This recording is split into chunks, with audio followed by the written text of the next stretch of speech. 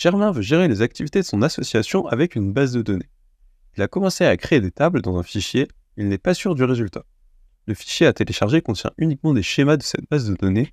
En l'état actuel, que peut-on en déduire? Alors, on va devoir travailler avec du SQL. Donc, on peut télécharger le fichier, et puis on va l'analyser. Donc moi, je vais l'ouvrir avec Visual Studio Code, mais vous pouvez très bien l'ouvrir avec le bloc-notes. C'est juste que comme ça, moi, ça se mettra directement en forme, et je pourrai plus facilement vous expliquer ce que j'ai à vous expliquer. Alors, vous voyez qu'il y a différentes tables.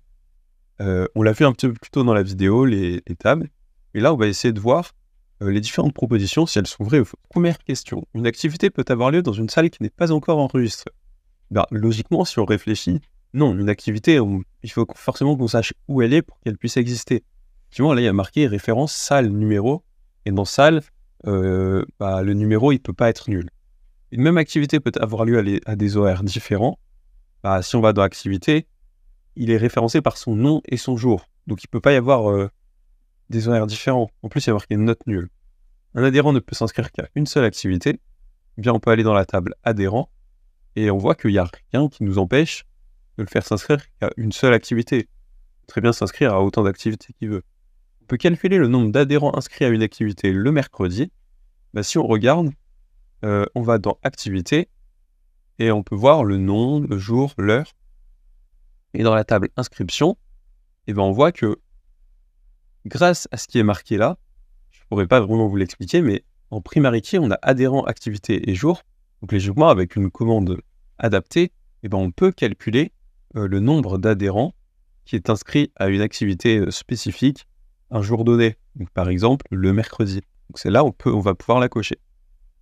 Après, est-ce qu'on peut trouver le jour d'une activité à partir de son nom? Si on va dans activité, on voit que on a le nom et le jour en primary key, mais qui vous dit que cette activité n'a pas lieu plusieurs fois le même jour? En fait, on ne sait pas. Après, est-ce que la durée d'une activité est toujours connue?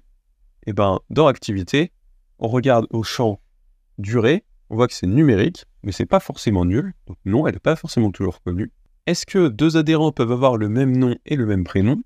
Pour ça, il faut remonter tout en haut, dans la table adhérent. Et on voit que le nom et le prénom, il faut juste qu'ils soient non nuls. Il n'y a rien qui les empêche d'avoir un même prénom. Oui, ils peuvent. Et est-ce qu'on peut être sûr de l'étage de la salle où a lieu une activité le mardi à 19h? Pour ça, il faut regarder dans la table des activités. Donc, on va pouvoir aller voir. Mais pour ça, il faudrait beaucoup de choses. Ça voudrait dire qu'il faudrait savoir l'heure et la salle exacte. Et en fait, c'est la référence qui renvoie vers salle numéro, vers un numéro qui est primary key, donc il faut forcément l'avoir. Et pareil, l'autre, c'est non nul. Donc normalement, là, on peut la cocher.